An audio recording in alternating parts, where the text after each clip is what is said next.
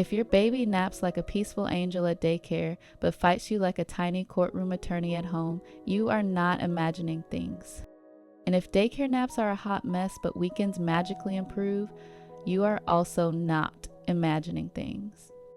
This is one of those parenting problems that feels personal, but it is actually predictable. Hi, I'm Treasure, and I help exhausted working parents get calm, realistic sleep routines that actually fit real life, not a fantasy schedule. Let's start with the big truth that instantly lowers your blood pressure. Daycare sleep and home sleep are two completely different sleep environments with two completely different sets of sleep cues. So when your baby sleeps differently in each place, that is not bad habits. That is just your baby's brain doing exactly what it was built to do. Here's what's really driving the difference. At daycare, your baby is often running on higher stimulation all day. More lights, more noise, more faces, more movement, more transitions. Even if they are happy, their nervous system is working harder than it does at home. That can create two opposite outcomes. Some babies crash hard because they are genuinely worn out. Other babies fight sleep because their bodies are tired, but their brains are still buzzing. Daycare also has group timing, and group timing does not care about your baby's ideal sleepy window. So your baby might be put down a little too early when they are not quite ready, or a little too late when they are past ready, and now we are in the fight sleep zone. And then there is the daycare sleep setup itself. Even great daycares are still daycares. The room might not be as dark. The sound might be unpredictable. A teacher might pat, rub, or pop in quickly, which is kind and loving, but it can change how your baby connects sleep cycles. Now let's talk about the part that surprises parents. A lot of babies nap better at daycare because peer energy is weirdly powerful. If everyone is quiet, your baby is more likely to settle. If everyone is wiggly, your baby is more likely to party. Group sleep is basically social pressure, but tiny. Now here's the myth I want to gently kick off the table. Daycare is not ruining your baby. Your baby is not being spoiled by daycare support. And you are not doing something wrong because your home naps look different. There are a few common patterns that create the chaos you are seeing at home. One pattern is the home is too safe to stay awake problem. At home, your baby has you. Your smell, your voice, your arms, your familiar routines.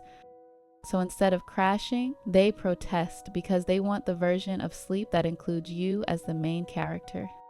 That does not mean they cannot sleep independently. It means they have learned that home is where the good stuff happens. Another pattern is the weekend whiplash problem. All week daycare is setting the rhythm. Then the weekend hits and parents understandably try to catch up on rest, chores, errands, and maybe see the sun for 5 minutes. So wake time drifts later, naps drift later, bedtime drifts later, and then Monday comes back like a jump scare. That back and forth makes sleep feel inconsistent even when you are trying your best. Now let's talk about what helps starting tonight. The goal is not to force daycare to match home. The goal is to build a simple bridge between them so nights do not pay the price. The first bridge is the bedtime anchor. When daycare naps are short or late or weird, bedtime becomes your best stabilizer. Not a perfect bedtime, protected bedtime. If daycare gave you a short nap day, your baby usually needs an earlier bedtime, even if that feels unfair.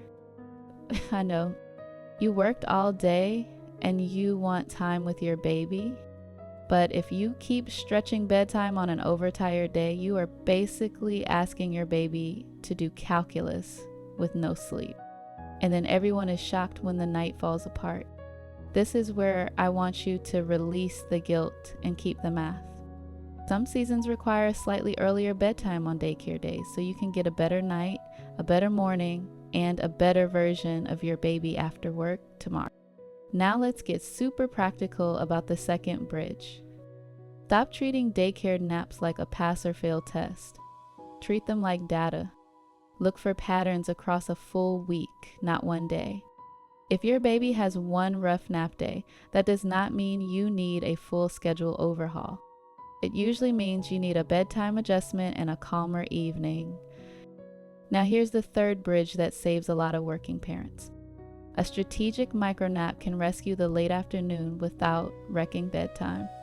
This is especially helpful when daycare's last nap ended very early and you still have the whole witching hour to survive.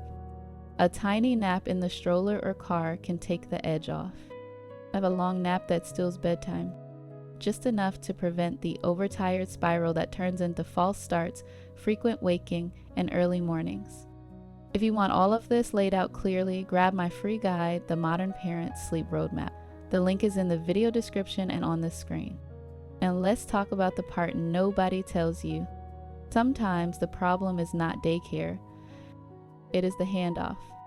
Your baby goes from high stimulation to home, and we expect them to instantly settle into calm. But their body is still in go mode. So the biggest win for home naps and bedtime is a short decompression routine.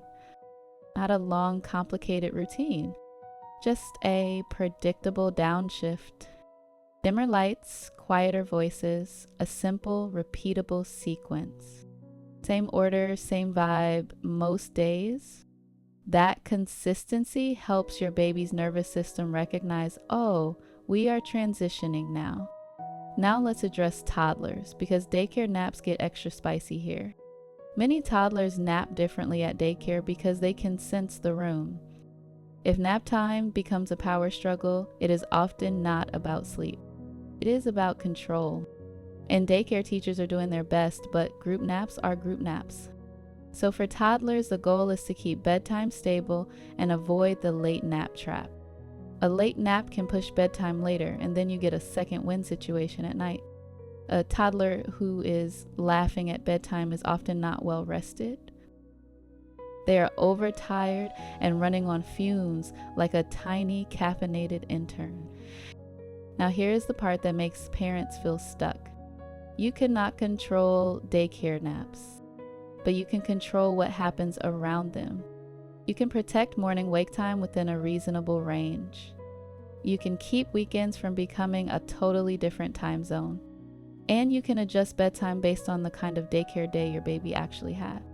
Let me give you a clean way to think about it. If daycare naps were short or skipped, your baby needs more sleep pressure relief at night, not more stimulation. That means earlier bedtime, calmer evening, and fewer battles. If daycare naps were long or ended late, your baby might need a little more wind down time, but still a protected bedtime. Not a bedtime that slides an hour later just because daycare did a late nap. That is how you accidentally create bedtime taking forever and night waking patterns. And I want to say this with love. If you keep blaming daycare instead of adjusting the parts you can control, you will stay stuck.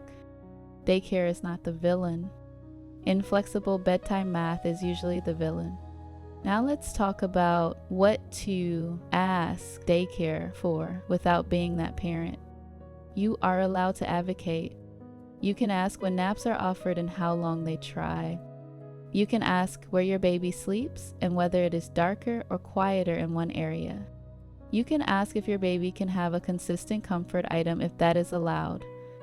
You can ask what they do when your baby wakes, because sometimes a well-meaning quick pack becomes the cue your baby expects to connect sleep cycles.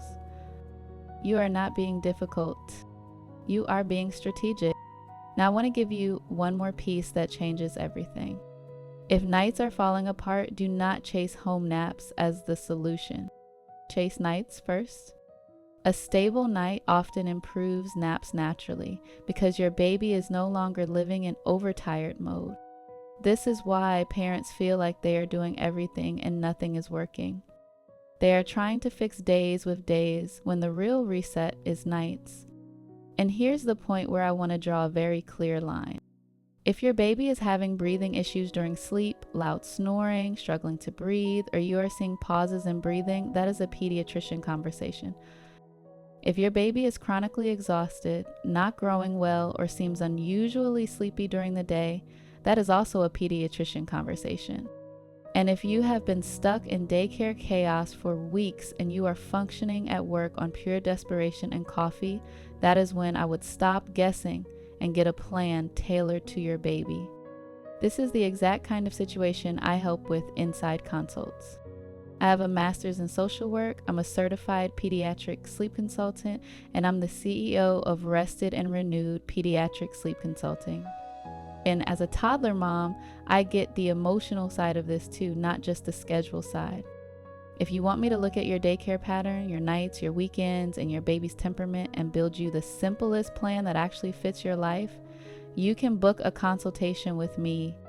And if you are not ready to book, start with my free Modern Parents Sleep Roadmap because it will stop the guessing spiral. Now let's close the loop with what I want you to remember the next time daycare naps make you panic. Different naps in different places are normal. Your job is not to control daycare. Your job is to stabilize the system around daycare so your baby's body can predict sleep again.